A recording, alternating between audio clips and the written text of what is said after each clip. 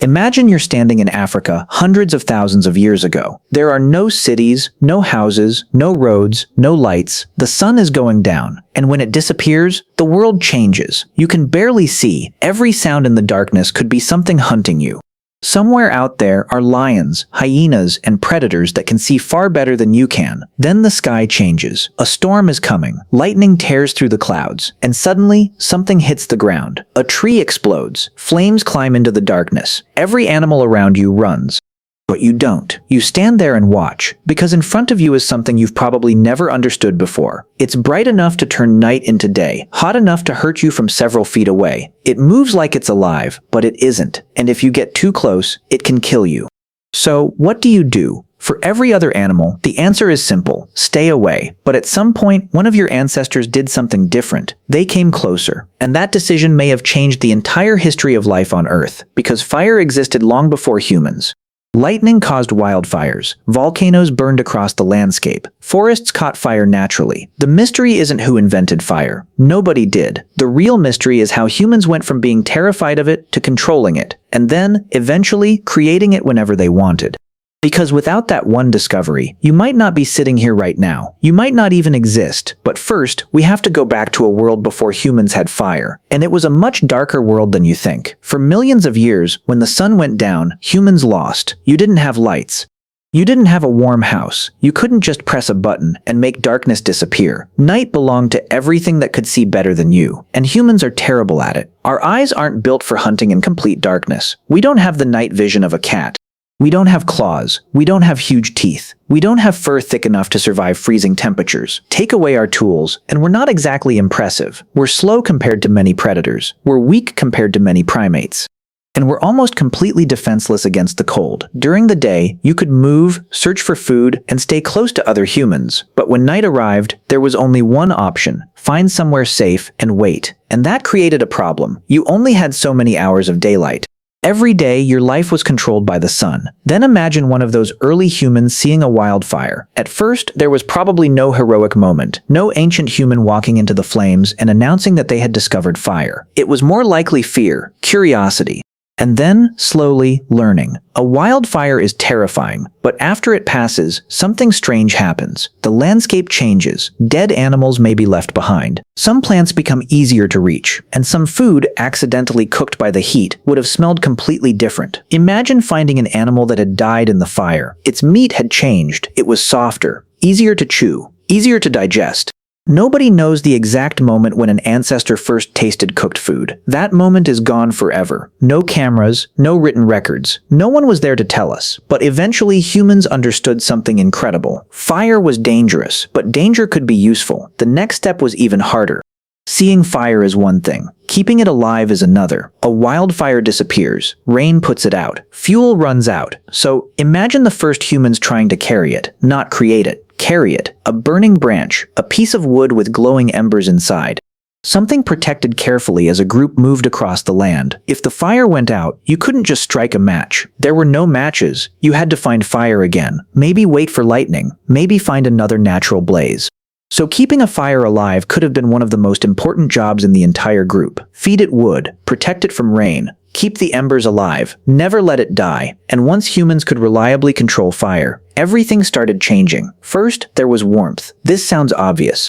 But warmth changed where humans could live. Without fire, cold climates were deadly. Humans evolved in Africa. We didn't have thick fur. We weren't built like polar bears. So fire gave our bodies something evolution hadn't: an external source of heat. In a way, it became part of us.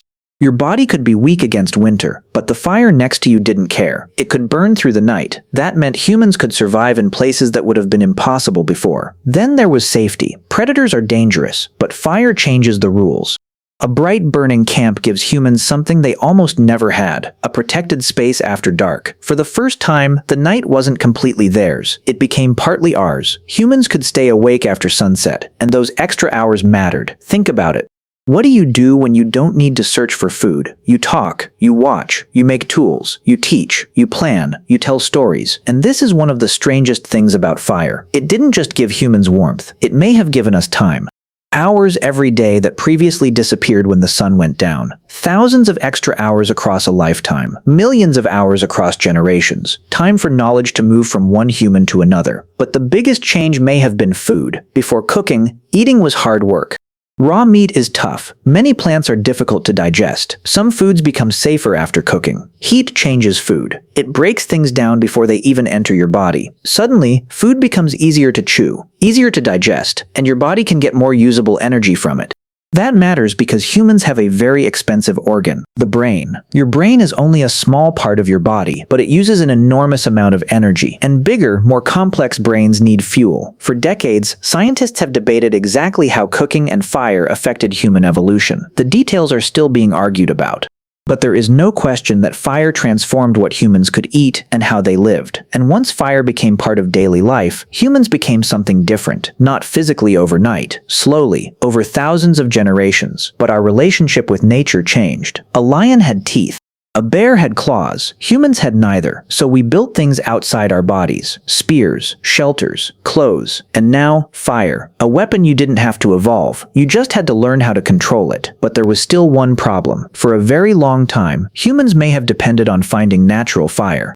That isn't enough. Imagine your group is moving. The fire goes out. It's raining. There hasn't been lightning for weeks. Now what? Eventually, humans learned the final secret: how to make fire themselves. And that is where humans became truly independent from nature's accidents.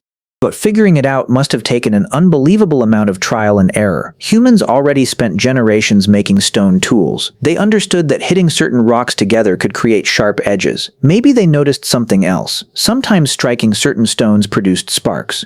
A tiny flash, gone immediately, useless, until someone found something dry enough to catch. Or maybe the discovery came from friction. Wood rubbing against wood creates heat, again and again and again, until eventually someone discovered that enough friction could create an ember. Nobody knows exactly who did it first. We will never know their name, but imagine that moment. You spend hours rubbing wood together. Your hands hurt. Nothing happens. Again, nothing. Again, then suddenly smoke. You stop. You look down. Something is changing. A tiny red ember appears. You feed it dry grass. You blow carefully. And then, flames. For the first time, you didn't find fire. You made it. That may be one of the greatest moments in human history, because from that point on, darkness was no longer something you simply accepted. Cold wasn't something you could only endure, and fire wasn't something you waited for the sky to give you. Humans could create it, whenever they understood how. But now comes the part nobody thinks about. What if that never happened? What if humans saw the first wildfire and ran away? What if every group that approached it decided the same thing? Too dangerous. Stay away. And what if humans never learned to control it? No campfires, no cooking, no warmth on demand, no light after sunset, no reliable protection from the cold. What would humanity look like? First, forget about moving into much of the cold world. Without controlled fire, surviving harsh winters becomes dramatically harder. There would be no fire to warm shelters, no flames to help dry wet clothes or materials, no reliable source of heat when temperatures crashed. Some human populations might still adapt in warmer environments, but our expansion into colder regions would have looked completely different. Maybe much slower, maybe impossible in some places. Then there is food. You would still eat. Humans survived before controlling fire, but the menu would be more limited. Everything would remain raw unless nature accidentally cooked it for you. Meat would be harder to process. Many plants would remain difficult or unsafe to eat, and your body would have to do much more of the work itself. Now think about your average day. The sun goes down, that's it. No fire, no artificial light. Your productive day is over. Generation after generation, humans would lose those extra hours around a fire, and maybe that's where the consequences become impossible to calculate. How much human knowledge was passed on after dark? How many tools were made beside a fire? How many children learned from older humans while sitting around one? How many stories survived because someone had hours to tell them? We can't measure that, but culture needs time, and fire may have given humans more of it. Then there is protection. Imagine sleeping outside with no fire. Every night, the darkness belongs completely to predators again. You can still work together. You can build shelters. You can make weapons. But you have lost one of the simplest ways to create a visible, warm center of safety. The world would still be full of humans. Probably. But would they become us? That's the real question. Maybe there would be no cities as we know them. No metalworking. Many materials require extreme heat to transform. No pottery fired in kilns. No forged tools. No engines powered by combustion. No rockets. No modern industry built on controlling enormous amounts of heat. Take fire out of history, and you're not removing one invention. You're pulling out one of the foundations underneath thousands of others, and suddenly, modern civilization starts looking impossible.